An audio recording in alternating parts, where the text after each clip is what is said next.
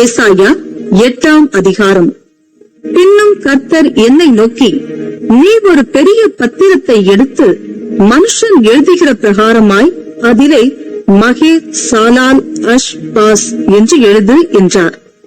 அப்பொழுது நான் உண்மையுள்ள சாட்சிக்காரராகிய ஆசாரியனான உரியாவையும் எபெரெகியாவின் குமாரனான சகரியாவையும் அதற்கு சாட்சிகளாக வைத்துக் கொண்டேன். நான் தீர்க்கதரிசியானவளை சேர்ந்த போது அவள் கர்ப்பவதியாகி ஒரு குமாரனை பெற்றாள்.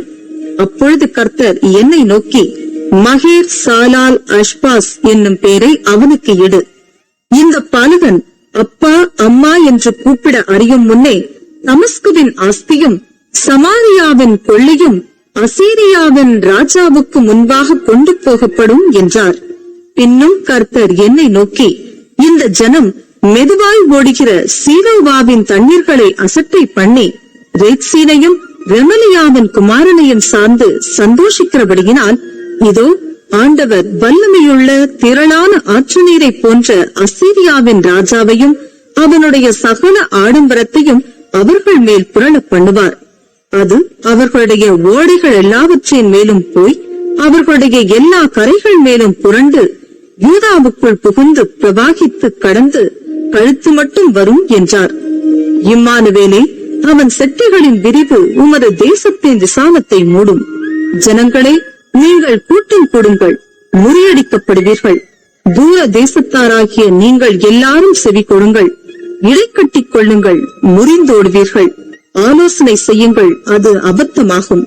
வார்த்தையை வசனியுங்கள், அது நிற்காது. தேவன் எங்களோட இருக்கிறார்.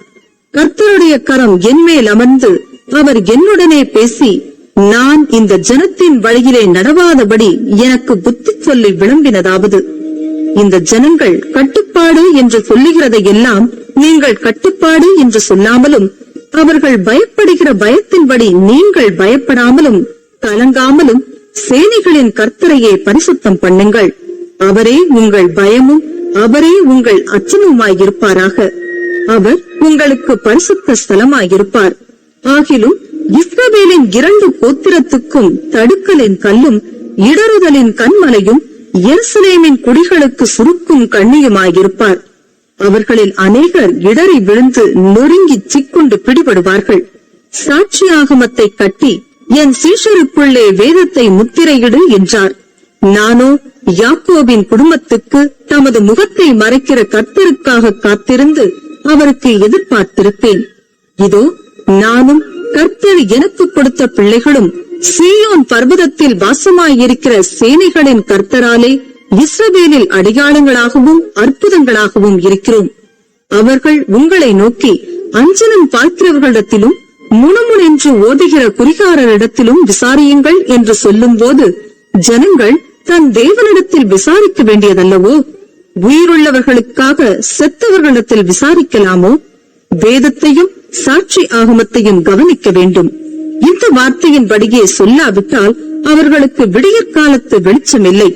இடுக்கண் அடைந்தவர்களாயும் பட்டினியாயும் தேசத்தை கடந்து போவார்கள். அவர்கள் பட்டினியாயிருக்கும் போது மூர்க்கவரி கொண்டு தங்கள் ராஜாவையும் தங்கள் தேவனையும் தூஷிப்பார்கள். அவர்கள் அண்ணாந்து பார்ப்பார்கள், பூமியையும் நோக்கி பார்ப்பார்கள். ஆனாலும் இதோ, இக்கட்டும் அந்தகாரமும் இருக்கும். இடுக்கத்தால் இருளடைந்து அந்தகாரத்திலே தள்ளுண்டு அலைவார்கள்.